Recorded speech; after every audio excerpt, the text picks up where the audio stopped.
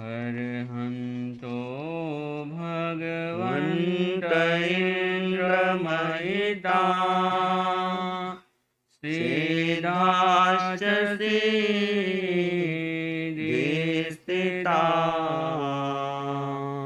आचार्याजिनशासनो नतिकरा पूजा उपाध्यायका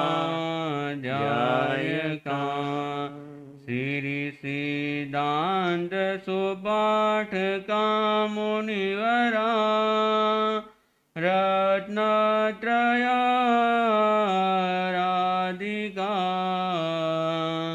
पंचैते परमेष्टिनं प्रतिदिनं कुर्वन्तु नो मङ्गलं पंचैते परमेष्टिनं प्रतिदिनं कुर्वन्तु नो मंगलम्। शासन प्रतिश्रमण भगवान महावीर स्वामी जी के पावन चरण कमलों में हृदय की अनंत अनंत आस्थाओं के साथ वंदन और नमन। परम पूज्य आचार्य भगवान के पावन चरण कमलों में हृदय की अनंत अनंत आस्थाओं के साथ वंदन और नमन। समन संघीय प्रमुख मंत्री पूज्य गुरुदेव श्री श्री मुनिवार साहब एवं युवा मनुष्य मधुर गायक श्री शुभम मुनिवार साहब के पावन चरण कमलों में हृदय के अनंत अनंत आस्थाओं के साथ वंदन और नमन। प्रिय शशांत मुनि जी, श्री शमेश मुनि जी, धर्म प्रेमी भाइयों और बहनों, बहुत सौभाग्यशाली है हम सब कि प्रभु महावीर की अंतिम देशना उत्तराधान सूत्र के रूप में जो 21 दिवसीय अनुष्ठान निरंतर गतिमान है, बड़ी श्रद्धा के साथ, बड़ी भक्ति के साथ, लगन के साथ सभी श्रद्धालुगण उत्तराधान सूत्र का मूल के साथ साथ अर्थ का भी श्रवण कर रहे हैं। प्रभु महावीर स्वामी जी ने सभी भवी जीवों के कल्याण के लिए जाते जाते भी उन्होंने ऐसी करुणा की, ऐसी उनकी अनुकंपा रही कि जाते जाते भी उन्होंने जिनवाने की जो देशना दी है, उस देशना का हम यहाँ पर वाचन कर रहे हैं। तो अब तक आपने 24 अध्ययन तक सुना था। आज का जो अध्ययन है 25वां अध्ययन है यज्ञ। पहले 4 लाइनों में हम उसका सार समझते हैं, उसके बाद इस अध्ययन का जो 2 भाइयों की कहानी है इस यज्ञ अध्ययन के अंतर्गत, उसको भी हम श्रवण करेंगे।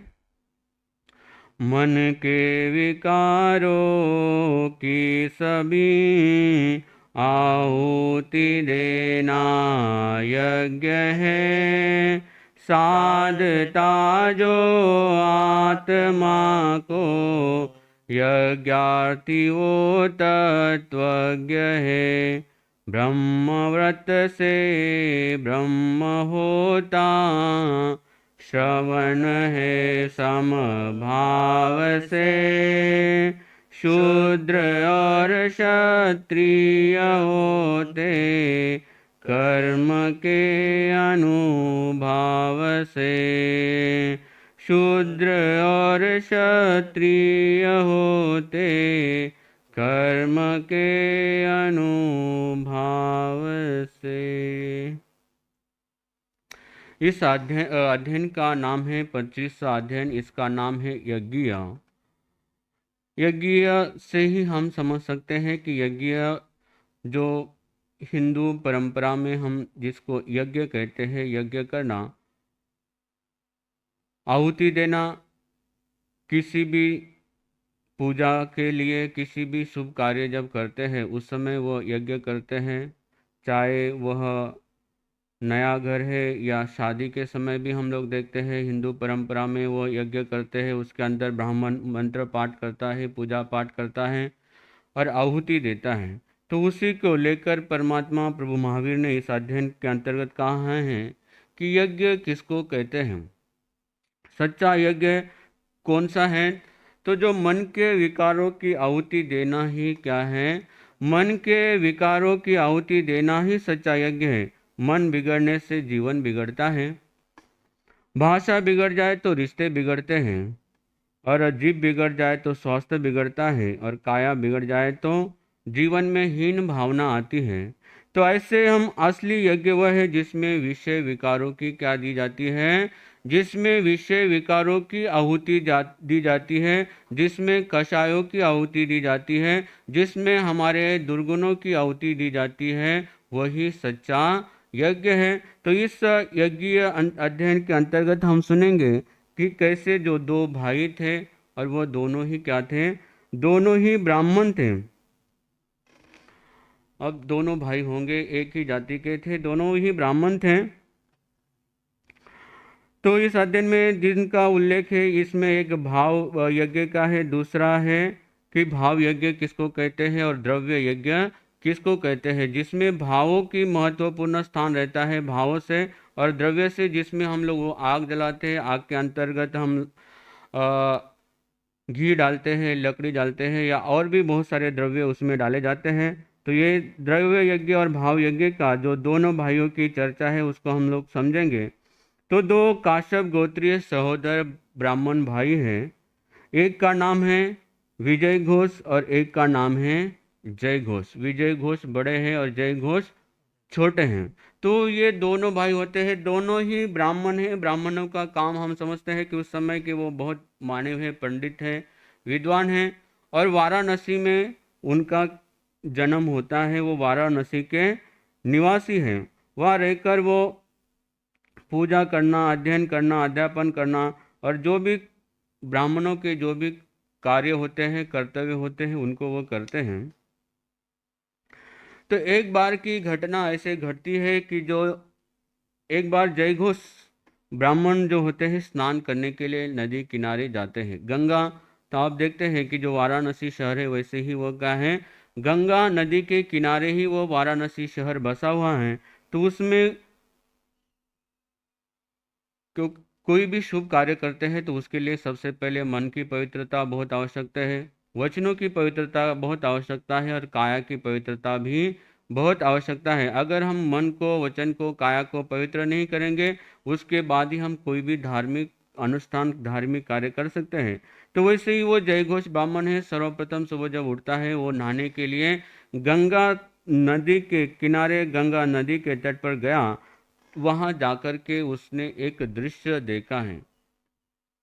हम भी संसार में रहते हैं, प्रतिदिन हम संसार में भ्रमण करते हैं, इधर से उधर जाते हैं। हमारे जीवन में भी बहुत सारी घटनाएं, बहुत सारे दृश्य हमारे जीवन में भी आते हैं। और वो दृश्य देख कर के जब मनुष्य का ऐसे शुभ कर्मों का अगर उदय होता है, कोई घटना, कोई दृश्य हमारे जीवन के भी कायाकल्प कर सकता है, हमारे जीवन को भी पलट करके रख सकता है। तो वैसे ही वो जयघोष ब्राह्मण है, वो एक दिन नदी किनारे स्नान करने के लिए पहुंचा है, सुबह का समय है, और उसने देखा कि एक मेंढक है, वो तितलियों को या छोटे छोटे जीव को खा रहा है। एक मेंढक छोटे छोटे जीवों को खा रहा है, और वो मेंढक को सांप खा रहा है। उस सांप, मेंढक को कौन खा रहा है?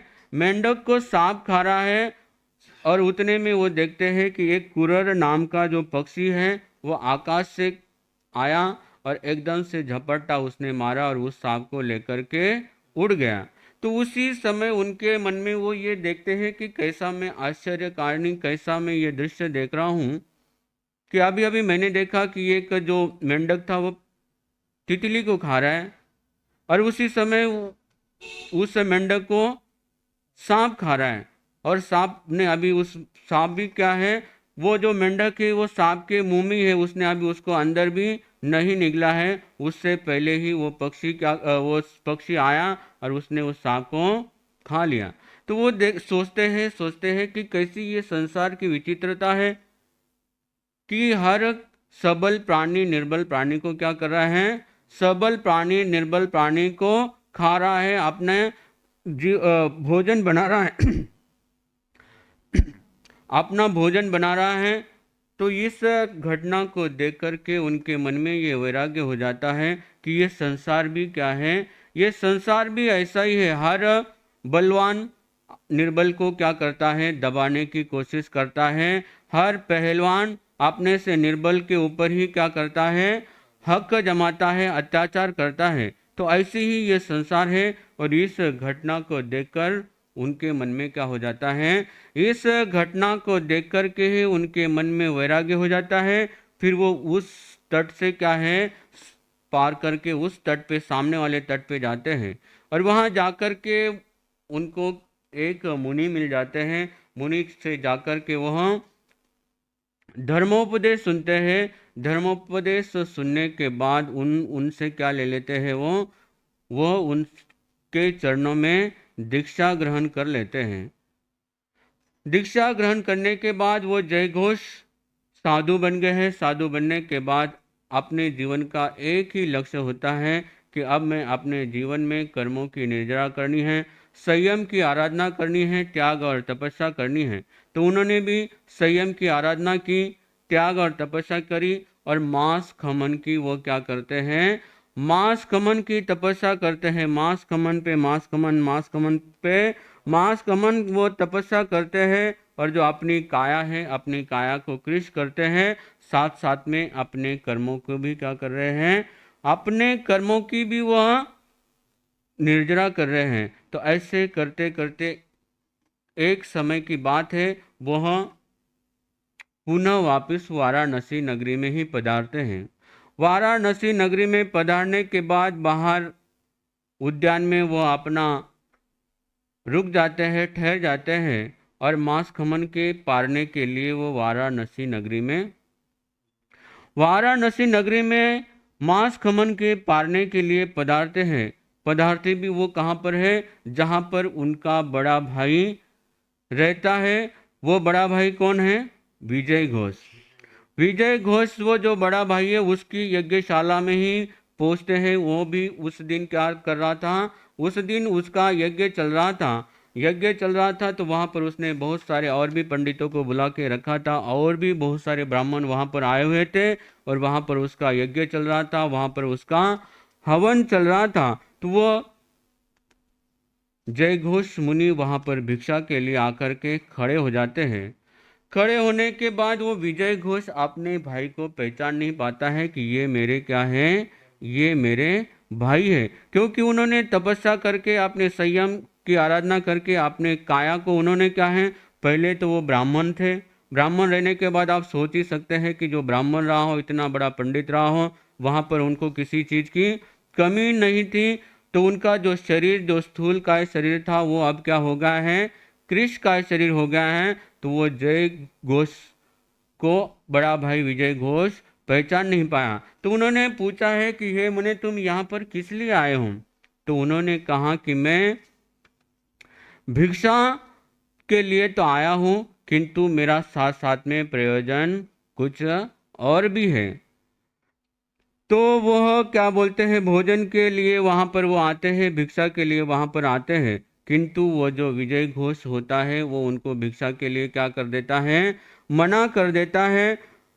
भिक्षा के लिए मना करने के बाद भी वो जो जय घोष होते हैं, वो नाराज नहीं होते हैं, रुष्ट नहीं होते हैं। उसके बाद वो जय घोष विजय घोष को समझाते हैं कि भैया, तू ये जो यज्ञ कर रहा है, ये जो तू हवन कर रहा है, ये हवन तो क्या हो रहा है, ऊपर से तेरा हवन हो रहा है।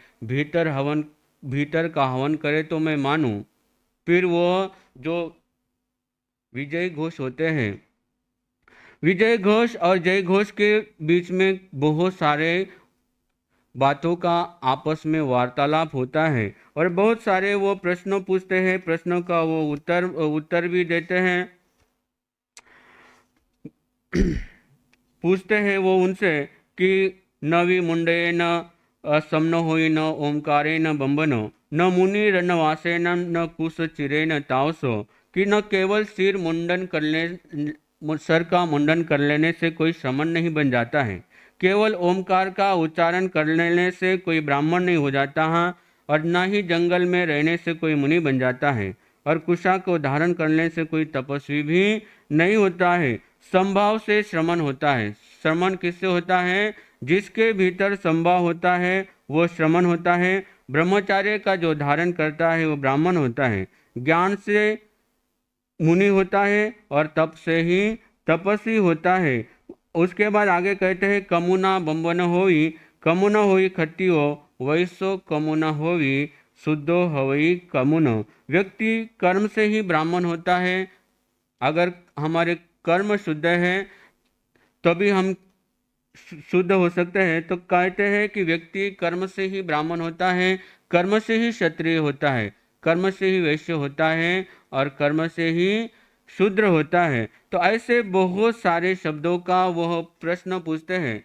तो वह पहले जय घोष विजय घोष से पूछते हैं। तो विजय घोष कहता है कि मुझे इसके बारे में कोई भी जानकारी नहीं है। तो आप खुद ही ज्ञानी हैं, क्या करो, आप खुद ही इनका क्या कीजिए, मुझे खुद ही आप इन सब का मुझे जवाब दीजिए।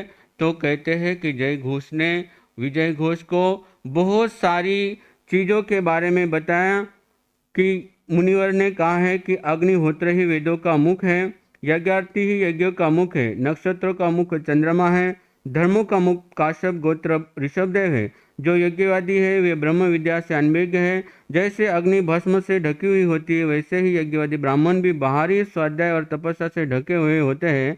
अर्थात वे अंदर से तो काम क्रोध अभिमान माया लोभ आदि मोह आदि विकार से तपे हुए होते हैं, किंतु बाह्य रूप से किए जाने वाले स्वाध्याय तपस्या आदि से उनके आंतरिक गुण दबे रहते हैं। तो जो तुम यज्ञ कर रहे हैं वो क्या है, जो यज्ञ तुम्हारा है वो बाहर का ही यज्ञ हो रहा है, भीतर का यज्ञ नहीं हो रहा है। भीतर का यज्ञ कैसे होगा, जब तुम अपने भीतर के विकारों को, जब तुम अपने भीतर के कषायों को छोड़ दोगे तभी तुम्हारा यज्ञ सफल होगा।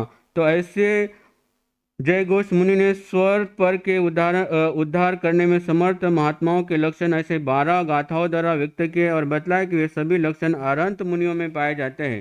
पहले और अंतिम तीर्थंकर काश्यप गोत्री हुए, उनके शासन में जो उच्च कोटि के मुनि हुए वे ब्राह्मणत्व के सभी लक्षणों से पूर्णतः घटित होते हैं। वे स्व पर का उद्धार करने में समर्थ है, जो मूढ़ अज्ञार्थी बनकर वैदिक ज्ञान पशु बलि का आलंबन लेकर पाप कर्म करते हैं, ऐसे दुशील एवं दुराचारी की रक्षा करने वाला नहीं है। आचारहीनम न पुनंति वेदा, क्योंकि कर्म गति बड़ी बलवान है।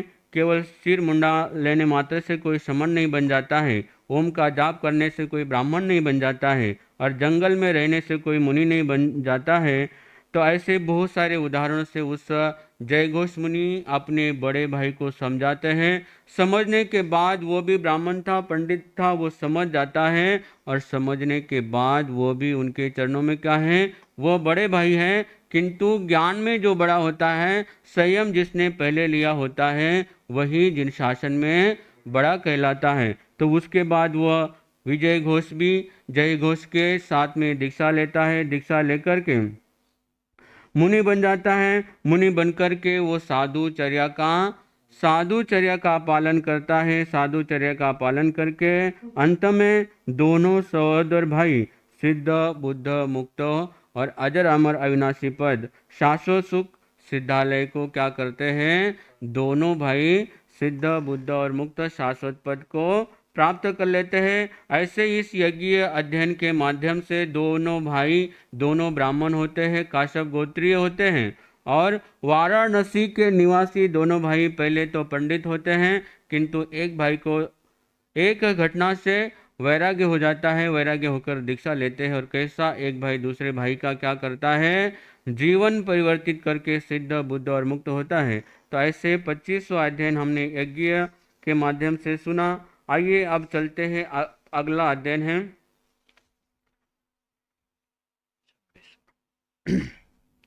26वां अध्ययन है समाचारी।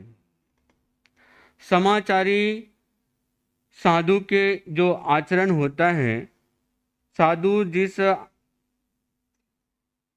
आचरण को समाचारी को धारण करके अपने जीवन को सुचारू रूप से चलाने के लिए जिस विधि का धारण करता है उसको क्या कहते हैं, समाचारी कहते हैं। या साधु के जो नियम हैं, साधु की जो मर्यादा है, उसको भी क्या कहते हैं, उसको भी समाचारी कहते हैं।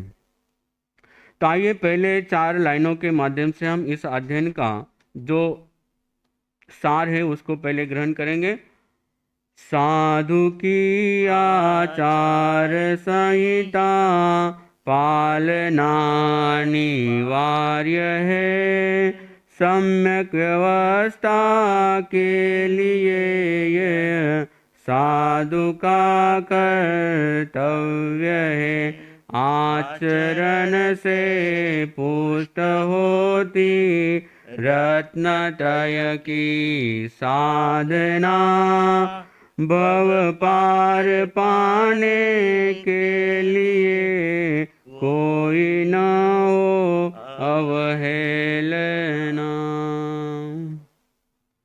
साधु की आचार संहिता पालना अनिवार्य है। साधु बने हैं तो साधु के नियमों का पालन करना आपको क्या है, बहुत आवश्यकता है। अगर हम साधु के नियमों का पालन नहीं करेंगे, साधु के नियमों से स्खलित होंगे, तो वो साधु कहलाने के भी योग्य नहीं रहते हैं। तो साधु समाचारी का पालन करना, संत का आचरण कैसे होना चाहिए, किस ढंग से वो ढला हुआ होना चाहिए, क्या नियम और क्या मर्यादा साधु की होनी चाहिए, उसके लिए ही ये जो विशेष अध्ययन साधु की क्या है, समाचारी का जो अध्ययन दिया गया है। आचार 2 तरह के होते हैं, एक होता है निश्चय और एक होता है व्यवहार। साधु दोनों चीज़ों को साथ में लेकर करके दोनों का संयोजन करके अपने जीवन को व्यतीत करता है, न वो व्यवहार में जाता है। जैसे व्यवहार में एक जीवन होता है हमारा, क्या है, एक होता है एकाकी जीवन और एक होता है सबके सामने जो हमारा जीवन रहता है। तो ऐसे एकाकी जीवन ही भी हम लोग नहीं जी सकते हैं और सामूहिक जीवन भी हमें जीना पड़ता है। तो ऐसे इस जीवन में शरीर का व्यवहार आचार है। कषाय निवृत्ति और अप्रमत्ता ये दोनों ही नीचे चरित्र के परिचायक है। समन संघीय मर्यादाओं में सतर्क रहना, जीवन को प्रामाणिकता से जीना, शास्त्रीय विधि विधानों के प्रति कभी उपेक्षा भावना आने देना, भले ही दैनिक चर्या है या रात्रिचर्या, सावधानी से समाचारी का पालन करना उतना ही आवश्यक है। साधु चाहे एकांत में हो, चाहे साधु सबके सामने हो, अपनी व्रत पालना में, अपनी नियम मर्यादा में वो हमेशा क्या रहता है, हमेशा तत्पर रहता है, हमेशा जागरूक रहता है। सावधानी से समाचार का पालन करना उतना ही आवश्यक है जितना कि महाव्रतों की आराधना साधक के लिए आवश्यक होती है। इससे महाव्रतों की रक्षा, अनुशासन का पालन, समन संग में परस्पर प्रेम, नीति और वात्सल्य बढ़ता है। निंदा और चुगली का बवंडर नहीं उठता, पारस्परिक हित कामना बढ़ती है, आज्ञा और धारणा ठीक चलती है, छोटे बड़े का व्यवहार भी समुचित रहता है। आगम अध्ययन अध्यापन का ज्ञानवर्धक कार्यक्रम भी सुचारू रूप से चलता रहता है। किसी के प्रति मनोमालिन्य की भावना भी नहीं आती है, आपस में कभी झगड़ा और फसाद भी नहीं रहता है। अगर हम इस साधु समाचारी का नियम से पालन करेंगे, मन में शांति रहती है। अतः गण या संघ में समाचारी का पालन यथावत किया जाना चाहिए। तो जो साधु समाचारी है, उस समाचारी के 10 प्रकार की होती है। उसमें क्या है, आवश्यकी, नैषधिकी, अपृछना, प्रतिपृछना, छंदना, इच्छाकार, मिथ्याकार, तथाकार, अभ्युत्थान, उपसंपदा, इनका विवेचन इस प्रकार है।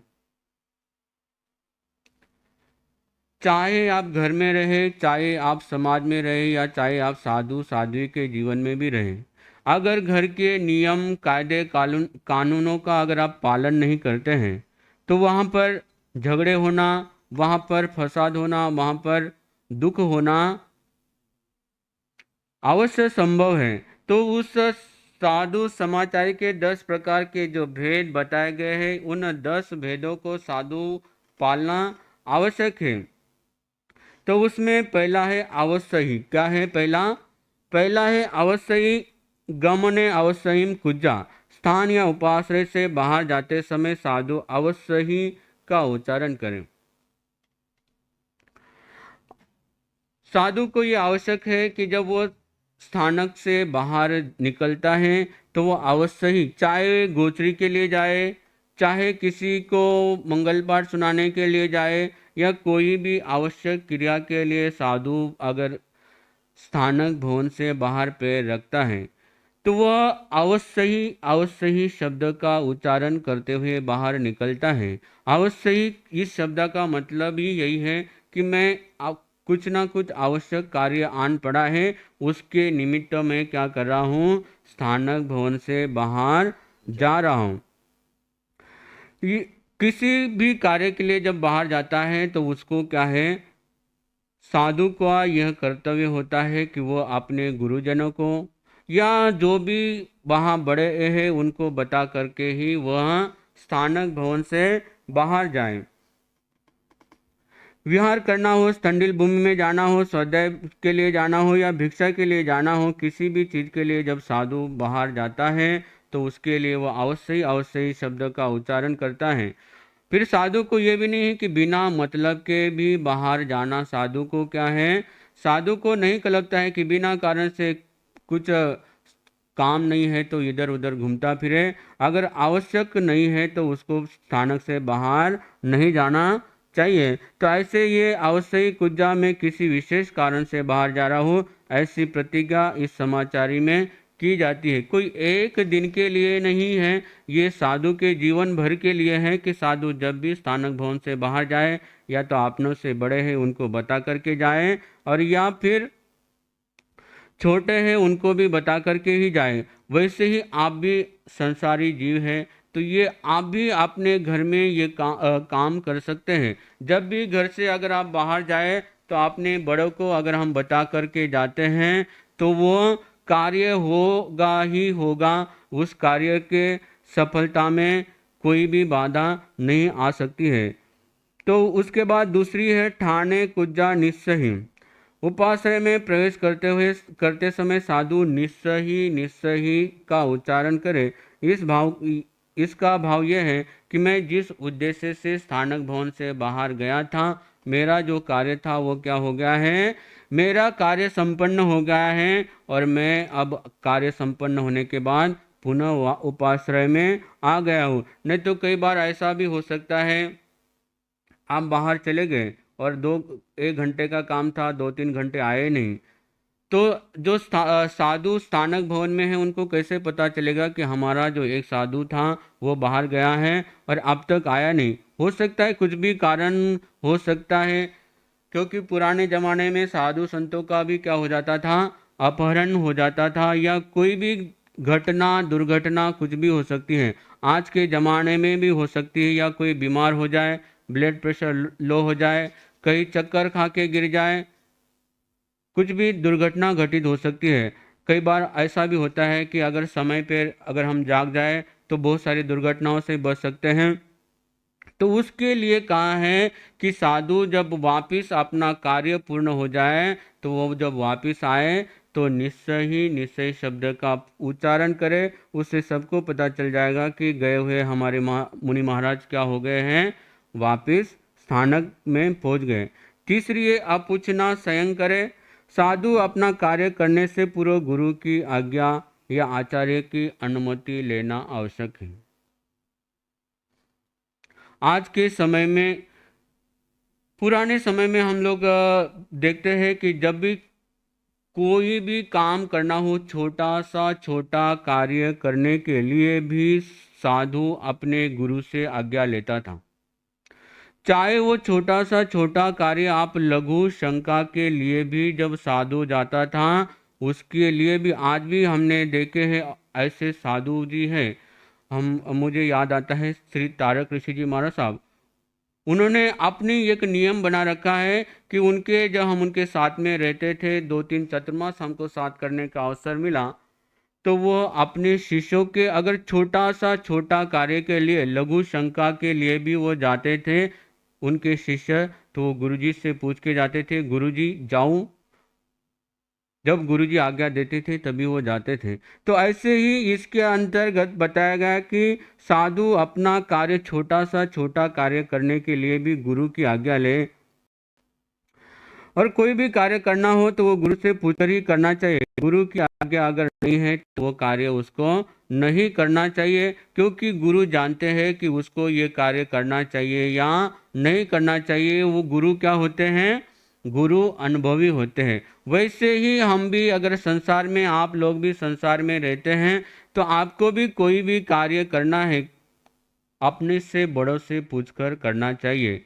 बड़े जानते हैं कि ये कार्य तुम्हारे योग्य है या ये कार्य तुम्हें करना चाहिए या नहीं करना चाहिए। अगर हम कोई भी कार्य पूछकर करते हैं तो बड़े हमें राय भी दे सकते हैं, और उनकी राय भी हमारे जीवन में क्या आ सकती है? बहुत काम आ सकती है। तो ऐसी ये जो तीसरी समाचारी अपूछना स्वयं करे। उसके बाद है चौथी, पर करने पड़ी पूछनम। अपना कार्य करते समय यदि दूसरे का भी कार्य करना हो तो पुनः गुरु की अनुमति लेना चाहिए। जैसे ये काम के लिए आपने गुरु की आज्ञा ले ली, और उसके बाद अपने से छोटे या अपने से बड़े या कोई और भी मुनि का अगर आपको कार्य करना है, तो उसके लिए भी आपको क्या करना चाहिए? उसके लिए भी आपको गुरु से पूछना चाहिए। आप गए कि गोचरी के लिए गए और आपने कहा कि महाराज साहब, मुझे, गुरुदेव, मुझे सिर्फ इनके घर पे जाना है, और आगे अगर आपको किसी और ने विनंती करी तो आप उनके घर पे नहीं जा सकते, क्योंकि आपने किसकी आज्ञा ली है? आपने सिर्फ एक ही घर पे जाने की आज्ञा ली है। तो अगर आपको दूसरे के घर में जाना है तो उसके लिए आपको क्या करना पड़ेगा? गुरु से पूछना पड़ेगा। तो आगे है चौथी है छंदना, पांचवी है छंदना दव जायनम। आहार पानी आदि द्रव्य के लिए गुरु आदि रत्नादि को क्यों निमंत्रित करना। इसके अंतर्गत है कि आपने गोचरी के लिए गए और गोचरी लेकर के आए। गोचरी लेकर के आए तो ऐसा नहीं, साधु को ऐसा नहीं करना कल्पता कि आए तो अगर आपके पसंदीदा कोई भोजन है तो बढ़िया बढ़िया माल है उसको छुपा ले या खा ले, क्योंकि हमारे रसना के वशीभूत होकर हम ऐसा गलत कार्य भी कर सकते हैं। हमारे मन में छंदना, छंदना का मतलब ये होता है कि छंद का मतलब होता है कपट नहीं करना। छंदना का मतलब होता है छल नहीं करना है, छिपाना नहीं है।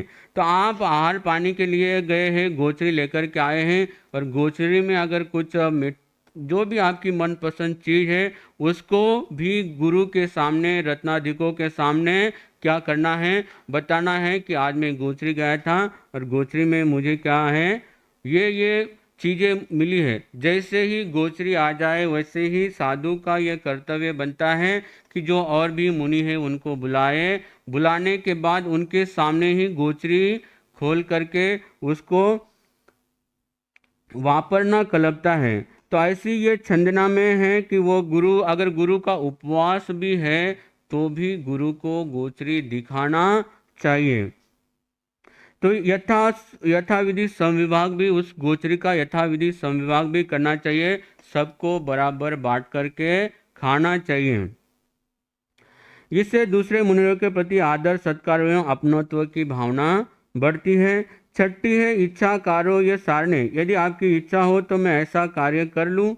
गुरु से पूछना है कि यदि आपकी आज्ञा है तो मैं ये कार्य कर लूँ, या यदि आपकी इच्छा हो तो मेरा यह कार्य आप कर दे। अगर कोई कार्य गुरु कर सकते हैं तो गुरु से भी आप कह सकते हैं कि ये कार्य अगर आप कर सकते हैं, अगर आपके पास समय है तो आप मेरा ये कार्य कर दे। लेकिन उसके लिए क्या होनी चाहिए? विनय का भाव होना चाहिए। क्या होना चाहिए? विनय का भाव होना चाहिए। इस प्रकार का विनीत व्यवहार करना साधवाचार के अनुसार है। बल प्रयोग सर्वथा वर्जित है। अनिच्छा से किया हुआ कार्य कर्मबंध का कारण होता है, कर्म निर्जरा का नहीं। आगे है सातवीं है मिच्छा कारो ये निंदा है। जब साधक कभी अपने साधुत्व की मर्यादा से स्खलित हो जाए या उससे कोई विपरीत आचरण हो जाए। साधु, गलती होना क्या है? गलती होना स्वाभाविक है। किसी से भी गलती हो सकती है। जरूरी नहीं है कि वो साधु है तो साधु से भी गलती ना हो। गलती होना स्वाभाविक है, लेकिन गलती होकर गलती की क्या करना चाहिए? आपको एहसास होना चाहिए। आजकल के साधु ऐसे होते हैं कि उनको गलती लगती ही नहीं है। उनको लगता ही नहीं है कि मेरे से कोई गलत कार्य हो गया है या मैं गलत कार्य नहीं कर सकता। गुरु के साथ में क्या करते हो? गुरु के साथ में भी छल कर जाते हैं, गुरु के साथ में भी कपट कर जाते हैं। लेकिन अगर आपके साथ अगर गलती आपसे हो गई तो गलती का पश्चाताप करें, गलती को एहसास करें और भूल की निंदा करें। साधु को अति सूक्ष्म दृष्टि से अपने दोषों को नित्य प्रति देखते रहना चाहिए, उनकी आलोचना करते रहना चाहिए, तभी दोषों की निवृत्ति हो सकती है। दोषों की निवृत्ति होगी तभी वह उसका जीवन पवित्र बन सकता है। उसके बाद है आठवीं है तह कारो ये पड़िसुए। आज्ञा लेते समय, प्रायश्चित लेते समय, आगम वाचना या उपदेश या शिक्षा लेते समय गुरु के प्रति विनय का भाव प्रकट करना है। तह कारो पड़िसुए, आदर का भाव प्रकट करना चाहिए। जैसे आप फरमाते हैं वो यथार्थ है। गुरु ने कोई भी आज्ञा दी है या कोई भी कार्य गुरु ने कहा है या गुरु आपको वाचना दे रहे हैं, तो गुरु के वचनों को तहती शब्द का कि गुरु आप जो कह रहे हैं, गुरुदेव आप जो फरमा रहे हैं वह सत्य है, आपने जो कहा है वो यथार्थ है, तो वह तहती शब्द। हम देखते हैं कि बहुत सारे बुजुर्ग आज भी जब मंगल पाठ सुनते हैं, गुरुदेव मंगल पाठ सुनते हैं तो तहत बोलते हैं। क्या बोलते हैं? तहत बोलते हैं कि जो आप फरमा रहे हैं वो बिल्कुल सही है। तो ऐसे शिष्य को भी यही करना चाहिए। गुरु जब पढ़ाते हैं या कुछ भी कहते हैं तो उनके वचनों को तहत कर कर स्वीकार करना चाहिए। इससे आशातना, अनाशातना और विनय की भावना प्रकट होती है, बढ़ती है। ये दोनों गुण उन्नति के लिए मूल मंत्र हैं। आगे है नवी है अबुठानम गुरु पूया। गुरुजनों के पधारने पर या खड़े होने पर, उनके किसी कार्य में प्रवृत्त होने पर शिष्य उनके पास आने पर खड़ा होना चाहिए। ये भी विनय है। चाहे गुरुदेव है, चाहे संयम पर्याय में ज्येष्ठ मुनि है, उनके आने पर हमको क्या होना चाहिए? खड़े होना चाहिए। अगर हम खड़े नहीं होते हैं, ये आपकी क्या कहलाती है? ये आपकी अविनय आशातना कहलाती है। और आशातना करने वालों को परमात्मा कहते हैं कि जो आशातना करता है, बड़ों की आशातना करता है, बड़ों को तो उससे कोई फर्क नहीं पड़ता है। कई बार रहता है कि बड़े गुजरते रहते हैं या और जो छोटे संत रहते हैं बैठे रहते हैं। अगर आप बैठे रहते हैं, गुरु को तो उससे कोई फर्क नहीं पड़ता है, लेकिन आपकी आशातना के कारण आपका ही क्या हो रहा है? आपका ही जीवन का, आपकी ही साधु जीवन का ह्रास होगा और आपकी आशातना के कारण आपकी ही क्या होगी? दुर्गति होगी। तो जब भी कभी गुरु आए, कई शिष्य आज के समय में शिष्य क्या करते हैं? ऐसी जगह जाकर के बैठ जाते हैं जहाँ गुरु का आना ही ना हो, जहाँ गुरु दिखे ना, तो ऐसी जगह पर जाकर के क्या होते हैं? बैठ जाते हैं। कुछ शिष्य तो ऐसे भी सोचते हैं कि गुरुजी को क्या कोई काम नहीं है, बार बार क्या हो रहे हैं? बार बार खड़े हो रहे हैं या बार बार इधर ही आ जाते हैं, मुझे क्या होना पड़ता है? मुझे बार बार खड़े होना पड़ता है। गुरु कितने ही बार आए, गुरु कितने भी बार गमन करें, हमारा यही कर्तव्य बनता है कि गुरु के आने के ऊपर हमको अबुठानम गुरु पूया, गुरु के प्रति हमारा आदर भाव कहलाता है। और यही हमारी क्या है? यही हमारे गुरु के प्रति पूजा है, यही हमारे गुरु के प्रति क्या है? सत्कार है। तदनंतर छठी है अछन्य व संपदा। निश्चित काल के लिए साधु एक गण से दूसरे गण में भी जा सकता है, लेकिन उसके लिए क्या है? गुरु की आज्ञा लेकर। अगर आपको किसी चीज को पढ़ना है, शास्त्रों को पढ़ना है या कोई भी विद्या अध्ययन करना है या कोई कुछ सीखना है, और आपको ये पता चला कि उस गण में वो साधु इस चीज़ में विद्वान है, प्रकांड पंडित हैं, और उनसे जाकर मैं पढ़ सकता हूँ, वो भी मुझे पढ़ा सकते हैं, लेकिन उसके लिए भी आपको आचार्यों की आज्ञा लेनी चाहिए, गुरु की आज्ञा लेनी चाहिए। और मैं इतने समय के लिए उन दूसरे गण में या दूसरे संप्रदाय में जाकर के क्या कर सकता हूँ? पढ़ना चाहता हूँ। उसके लिए गुरु की आज्ञा लेकर, आचार्य की आज्ञा लेकर, गण नायक की आज्ञा लेकर और काल मर्यादा को रखकर दूसरे गण में जाना साधु को कलपता है। और ये उसकी अछन्य व संपदा नाम की ये उसकी 10वीं समाचारी है। उसके बाद ये 10 प्रकार की समाचारी आपने श्रवण करी। आगे है साधु की दिनचर्या। साधु के लिए भी दिनचर्या भगवान महावीर ने निश्चित की है कि साधु को किस समय स्वाध्याय करना है, किस समय ध्यान करना है और किस समय उसको गोचरी के लिए जाना है। तो साधु की दिनचर्या भी निश्चित की गई है। और वो साधु जब प्रातः उठता है, गुरु के जब चरणों में वंदना करता है, तब वो साधु गुरु से ये आज्ञा मांगे कि अब मुझे क्या करना चाहिए, अब मैं स्वाध्याय करूं। गुरु कहे कि स्वाध्याय करो तो स्वाध्याय करना चाहिए, गुरु कहे कि सेवा करो तो सेवा करो, और स्वाध्याय करने के लिए कहे तो स्वाध्याय करें।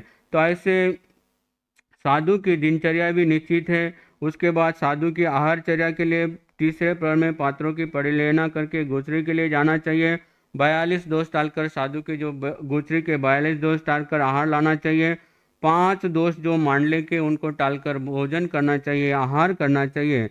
और चौथे प्रहर के तीनों भागों में स्वाध्याय करने का विधान है। चौथे भाग में अनाध्याय काल लग जाता है, जिसमें शैया एवं धर्मोपकरण की प्रतिलेखना रजोहरण की, जो भी उसके पास वस्त्र है या शैया के जो वस्त्र है उनके साधु को क्या करना चाहिए, प्रतिलेखना भी प्रतिदिन साधु को प्रतिलेखना भी करनी चाहिए। मुख वस्त्रिका की प्रतिलेखना करनी चाहिए, रजोहरण की प्रतिलेखना करनी चाहिए। जो भी उसके पास वस्त्र है, उन वस्त्र है, पात्र है, उनकी समय समय पर उनको प्रतिलेखना करनी चाहिए। प्रतिलेखना का मतलब ही यही है कि जो भी चीज़ें हैं उनको अच्छी तरह से देख करके, कोई जीव जंतु तो उसमें नहीं है ऐसा देखकर उनकी प्रमार्जना करनी चाहिए, प्रतिलेखना करनी चाहिए। तदनंतर आगे है आहार करने का विधान कि आगमकार ने तीसरे प्रहर में गोचरी लाने का जो विधान किया है वो समर्थ साधकों के लिए विहित है। बाल ग्लान तपस्वी स्थविर प्रवक्ता अध्येता आचार्य उपाध्याय व्यावृत्त करने वाले इत्यादि साधकों के लिए दिन में 2 बार 3 बार साधु गोचरी के लिए जा सकता है। काल के प्रभाव के हिसाब से यहाँ पर बताया गया है। जिन कल्पी परिहार विशुद्धि चारित्र्य भिक्षु प्रतिमा धारक मुनि आगम व्यवहारी 22 तीर्थंकरों के शासनस्थ साधु और साध्वी प्राय तीसरे पहर में ही गोचरी को जाते हैं। स्थविर कल्पी साधु या साध्वी 6 कारणों से किसी एक कारण के उपस्थित होने पर ही साधु को गोचरी जाना कल्पता है या साधु गोचरी की गवेषणा करे। वे 6 कारण निम्नलिखित है। वेदना, अगर आपके शरीर में कोई असह्य वेदना हो रही है, भूख लग रही है, प्यास लग रही है, तभी साधु को गोचरी जाना कल्पता है। वीर्यार्थ, आहार पानी के अभाव में शरीर दुर्बल हो जाता है, नेत्र शक्ति दुर्बल हो जाती है, ऐसी संभावना है। ऐसी अवस्था में ईर्या समिति को ठीक तरह से पालन करने के लिए साधु गोचरी के लिए जा सकता है। संयमार्थ, यदि भूख प्यास के कारण मन में अकल्पनीय अनिर्णीय वस्तुओं के ग्रहण करने में दौड़ने लग जाए तो उसे रोकने के लिए आहार पानी की साधु गवेषणा करे। अगर साधु भूखा ही रहे और उसका मन क्या हो जाए, उसका मन चंचल हो जाए, मन विद्विग्न हो जाए, ऐसी समय न आ जाए तो उसके लिए साधु को गोचरी लाना कल्पता है। प्राण पत्य, प्राणों की रक्षा के लिए भी साधु को आहार पानी, कई बार ऐसा भी समय आता है कि कोई मुनि ऐसा भी होता है कि अगर गोचरी पानी ना करे तो उसके प्राणों की रक्षा के लिए साधु क्या है, गोचरी के लिए जा सकता है। व्यावृत्त, जिस साधु की सेवा में नियुक्ति की गई है वो बाल ग्लान तपस्वी स्थविर एवं पूज्य जनों की सेवा के उद्देश्य से आहार पानी की गवेषणा करनी चाहिए। धर्म चिंतन, स्वाध्याय, ध्यान, कार्यसर्ग, अनुप्रेक्षा इत्यादि सब क्रिया धर्म चिंतन में गर्भित हो जाती है। यदि धर्म चिंतन में बाधा पड़ती हो तो भोजन पानी की गवेषणा करें। अगर भूखे भजन होई न गोपाल, हाँ, अगर भूखे रहेंगे तो हम स्वाध्याय ध्यान आदि नहीं कर सकते हैं, मन बार बार भोजन के तरफ ही जा सकता है। इसके लिए उदर की शांति के लिए, उदर की पूर्ति के लिए साधु गोचरी के लिए जा सकता है। आगे कहते हैं कि साधु किस कारण से गोचरी के लिए नहीं जा सकता है, उसका भी यहाँ पर विधान किया गया है। जैन दर्शन अनेकांत का आश्रय लेकर चिंतन करता है, अतः आवश्यकता है कि अनुरूप साधक को भोजन पान करने के लिए निषेध भी नहीं करता और आहार छोड़ने का विधान भी नहीं करता। जो साधक अवसर देकर विधि निषेध रूप आज्ञा का पालन करता है वह जिनेन्द्र भगवान की आज्ञा का आराधक समझा जाता है। 6 कारणों से किसी एक कारण के उपस्थित होने पर साधु या साध्वी को आहार पानी की गवेषणा नहीं करनी चाहिए। वे 6 कारण निम्नलिखित है। आतंक, देहपात की स्थिति उत्पन्न कर देने वाले रोग को आतंक कहते हैं, जैसे दोनों गुर्दों का अकिंचितकार हो जाना, किसी नाड़ी का फट जाना, हार्ट अटैक हो जाना, मलमूत्र का बिल्कुल रुक जाना, मस्तिष्क की रक्तवाहिनी शिराओं का फट जाना, या अन्य किसी भी असाध्य रोग का उत्पन्न हो जाना, रक्तचाप का अधिक बढ़ जाना या हीन हो जाना, निमोनिया या प्लूरसी का हो जाना, जलीय तत्व का अभाव हो जाना, अतिसार आदि रोगों का हो जाना, शरीर में विषाक्त वायु का उत्पन्न होना इत्यादि अनेक कारणों से मनुष्य के लिए देहपात होना संभव हो जाता है। ऐसा कोई भी आतंक उत्पन्न हो जाने पर साधु साध्वी आहार न करें। उपसर्ग, मनुष्य संबंधी, तिरय संबंधी, देह देवता संबंधी उपसर्ग होने पर उपसर्ग जब तक न टल जाए तब तक साधु को आहार नहीं करना चाहिए। ब्रह्मचार्य की रक्षा के लिए यदि भोजन पानी का त्याग करना पड़े तो उसके वास्ते भी साधक को तैयार रहना चाहिए।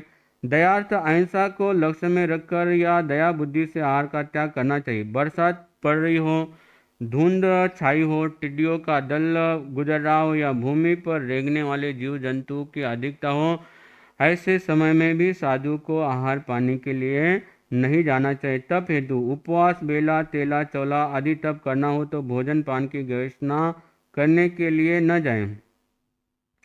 संलेखनापूर्वक अनशन करना हो तो भोजन पान की गवेषणा न करें। दिन और रात्रि के पहले और चौथे प्रहर के 4-4 भाग बनाए जाए।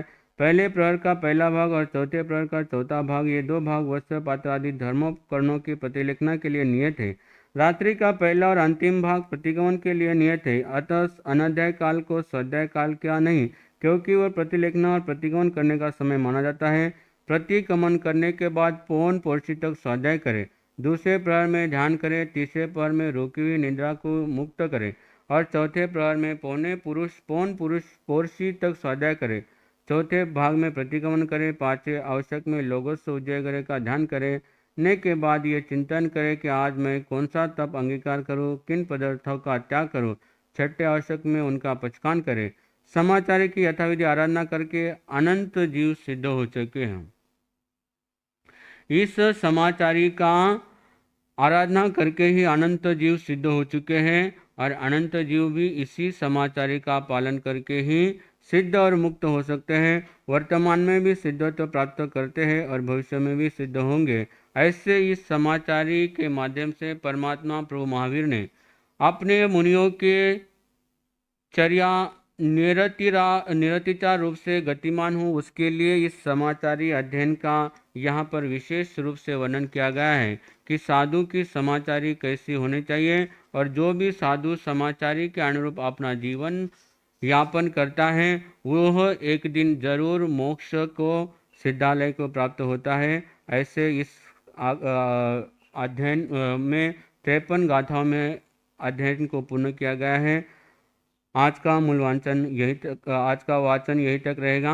आगमे तिविहे पनते तंजा सुतागमे अथागमे तद्वयागमे श्री शुद्ध ज्ञान के विषय में जय को अतिचार लगाओ ते में आलम जमाइदम मच्चा मिलियम हिनकरम मचकरम भयिनम विनयिनम जोगिनम गोसिनम सुटुदिनम दुट्टू परिचयम काले को सजाओ काले न को सजाओ और सजाइए सजाए न सजायम भणता गुणता विचारता ज्ञान अनंत की आशा तना की हो जो मैं देव श्री अय्यार को तस्समिच्छामि